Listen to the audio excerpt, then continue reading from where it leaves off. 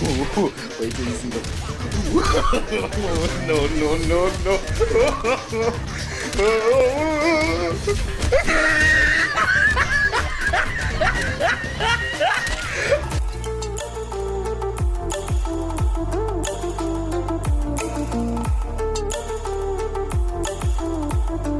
Today, let's look at the most terrifying character NetherRealm has ever made. Jason had infinite armor, he could mix up your controls, and his combos did absurd amounts of damage. Facing this character in his prime was an absolute nightmare. So let's discuss what made him so frightening after a quick word from today's sponsor. Today's video is sponsored by DashFight, the all-in-one hub for everything fighting games. Here on their channel, you can find pro tips, VODs, character guides, tournament schedules, and world rankings. Every inch of the FGC carefully wrapped in one sleek place. Their main goal is to promote fighting games and empower the community on their path. They even have a series of EVO Online 2021 analytical videos. So as you can see, their channel is way more than just guides. It's got everything fighting games. So make sure to check out their channel link in the video description and the pinned comment down below. They were kind enough to sponsor this video, so I highly recommend that you check them out. Alright, so first up we have the slasher variation, and this was basically a second character because the other two variations are somewhat similar, but not this one. It's entirely different. Not to mention, this variation was perfect for beginners and veterans. It was just that practical. So without any further ado, let's talk about the craziest aspects of this variation. So first up, we have the shoulder push. This move was absolutely ridiculous. As you can see, the range on it is fantastic, and guess what? It's safe on block at -6. And because the amplified version has armor, Jason can just get in at any point in time, and even if you bait him and block, it doesn't matter. He's -6 no matter what. And as a result, this move was perfect for ending strings that would normally be unsafe on block. And speaking of block, this move also made his 50-50s safe as well. He didn't get a crazy amount of damage, but even so, he's safe, and you can't put a price on that. Not to mention, if this move did land, he was plus 43 on hit, which meant he could either dash or just run to close the gap, and you had to deal with that mix-up all over again. And before this move got nerfed, it could actually be comboed after in the corner, which meant his 50-50s were not only safe, but they led to a full combo as long as he had you cornered. And then next up, we have the choke, but in this variation, it's called bloodshed, and what makes it so much scarier in this variation is that it's safe on block. Once again, only -6. And what makes that so scary is the pokes, because after getting poked in this game, you want to take your turn back, but against Jason, if you did that, the choke would catch you. And as a result, you're just better off blocking, but even then, he's still completely safe, so low risk and a good reward. And this would work on strings as well. This string might be -3 on block, and you want to take your turn back, well, better not, because you'll just get caught by the choke. This string right here, the exact same thing. You better not press any buttons. If you do, you're getting choked. Making this move safe on block allowed Jason to steal his turn back over and over again. Not to mention the damage when you amplify was pretty high. And next up, let's talk about the strings. First up, we have machete launch. So the first hit of this move has ridiculous range for a mid, and it's also 9 frames on startup. That is very fast in this game for a mid, and just look at the range on this thing. So this move could almost ignore neutral because it was so fast and had great range. And then to top it all off, the third hit was a combo starter. Now thankfully that final hit was on safe on block, but guess what? You can just do the shoulder charge instead, and now you're completely safe. Or in other words, this string was a fantastic hit confirm. If the first 2 hits were blocked, just do the shoulder charge, but if they weren't blocked, finish it and launch the opponent for a full combo. Because Jason's damage in this game ranges from okay to absolutely ridiculous. Now thankfully Slasher's damage was on the lower side, but even so, the damage was completely fine. And next up, let's talk about brooding. This move hit low and then overhead, which is already tricky to block for a lot of players, even in a decent connection. However, the thing is, Mortal Kombat X did not have rollback netcode for a very long time, and as a result, this mix-up was downright unblockable in many matches. So even though this move was punishable on block, it didn't matter because blocking it was ridiculously tough to do, even in a slightly bad connection. And I'm not joking, this game had a full second of delay when you played online, sometimes even longer. That's how bad the netcode was. Not to mention how sinfully easy it is to combo with this thing. You can do it 3 times in a row and still keep the combo going. And if you ask me, that's just absurd. This move was downright unblockable in a bad connection, and then you could just keep doing it over and over again for some easy damage. And next up we have Killing Machine. Now this was not unique to his slasher variation, but what this did was give Jason infinite armor. Now the trade-off was he was no longer able to jump, and as you just saw, when it runs out, he goes to sleep for a little bit. However, here's the thing, as long as you would wait till the opponent was low on life to do this, it didn't matter that you couldn't jump because you could still run, and it didn't matter that you fell asleep because you would kill them before that happened. Because keep in mind, chip damage is very real in this game, so he can just keep attacking over and over again. If you press any buttons, you're going to get hit, but even if you block, he can still kill you. And that's why this move was downright terrifying if you were low on life. He essentially won the match. If you were about to die and then he activated this thing, it was game over. There's not much you could really do. And then finally, we have to talk about this dude's X-ray, because this thing was plus 15 on block, and because he's so close to you, he can just do back 1 and you have to deal with it. There's nothing you can do. In fact, he's so plus that you also have to deal with his 50-50, because both the overhead and the low will reach you from this range. So as you can see, Jason does not care about your neutral. He's going to get in regardless, whether it's a safe on block special move or a plus on block X-ray. He does not care. He's coming in from downtown. And keep in mind, this move hits mid, so you can't duck under it, and jumping's not a good idea because he keeps walking and the hitbox hits higher than you would think, so I would not recommend trying to avoid this thing. You pretty much have to block it, and after you block it, he can go for mix-ups, pressure, all that annoying stuff. So next up we have Relentless, and I wanted to talk about the command grabs first. Both of these were absolutely amazing. Backbreaker did good damage, and when you amplified, it did even more damage. And then you had Tight Squeeze, which had much better range and only a little bit less damage. And of course, if you spin the bar on either command grab, you do get armor, which makes getting in that much easier. Not to mention, Tight Squeeze also allows you to keep your opponent in the corner if you hold forward, and Backbreaker does not allow that. So Backbreaker might be better in terms of damage and speed, but Tight Squeeze is better if the opponent's corner. And you might be thinking, oh, I don't care about command grabs because as long as I keep my distance and I throw projectiles, he can't get close to me. Well, guess what? Lake Mist. Yeah, Jason has a teleport in this variation, and he can throw out of the teleport. And you might be thinking, well, that's okay because I have amazing reaction time. Well, guess what? The meter burn version has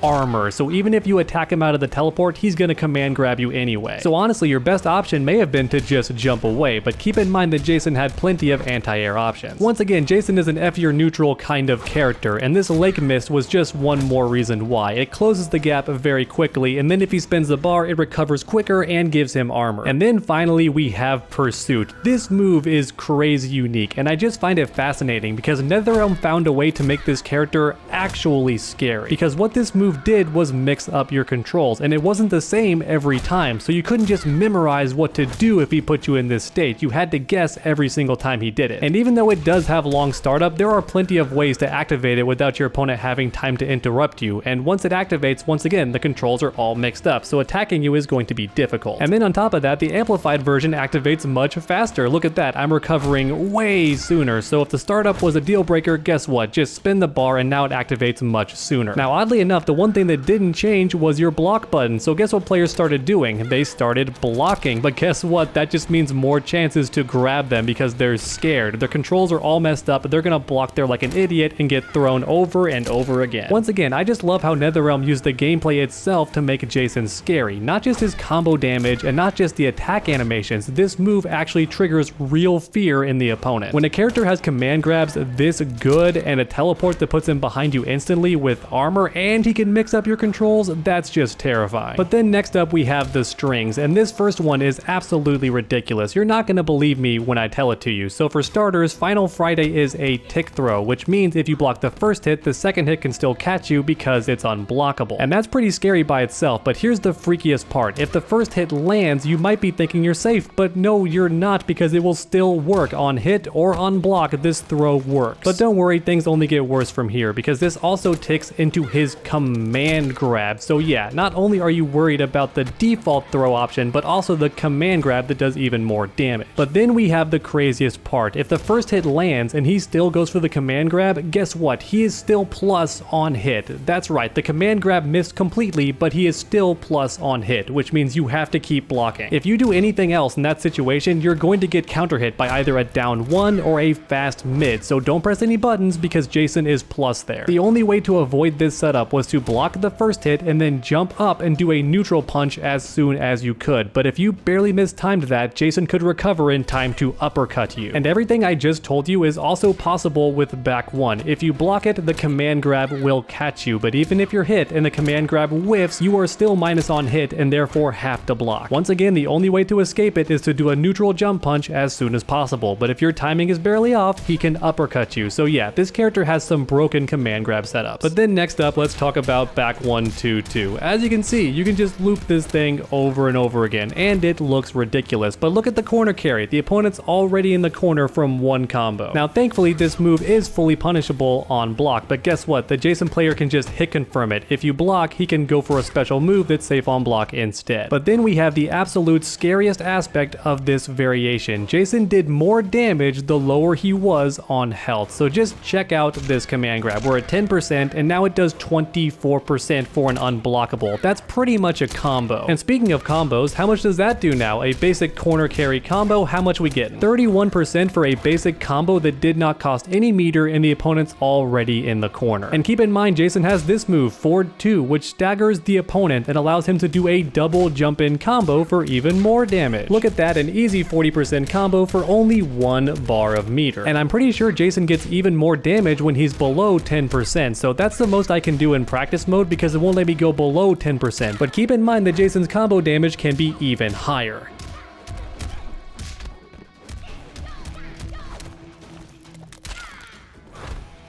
But now just for fun, let's do a combo into X-Ray just to see how much damage we can get. And then finally we have the unstoppable variation. So for starters, Jason can heal himself. Look at that, he's healing as he kills you, nothing to it. And then if you wanted to heal even faster, you have the amplified option, but that's not what made this amazing. The amplified version recovers fast enough to be comboed after. If you never played this game, just imagine being comboed by Jason as he recovers most of his health. And then next up we have punishment. This gave Jason a damage buff, as if he even needed one, but there it is. And as you can see, his damage is nothing to sneeze at, 34% for a basic bread and butter. But that's not the scariest part. This move also allowed Jason to break armor, which meant pretty much all of your wake-ups were out the window, and the same goes for your reversals. Armor was the main way to escape pressure in this game, and once he activated this buff, armor became completely useless. So if Jason had this buff activated and then knocked you down, you just had to block on wake-up. If you went for any sort of armored reversal, he could beat you with a down 1 or any other type of move that would hit you low to the ground. And the same was true for any reversals.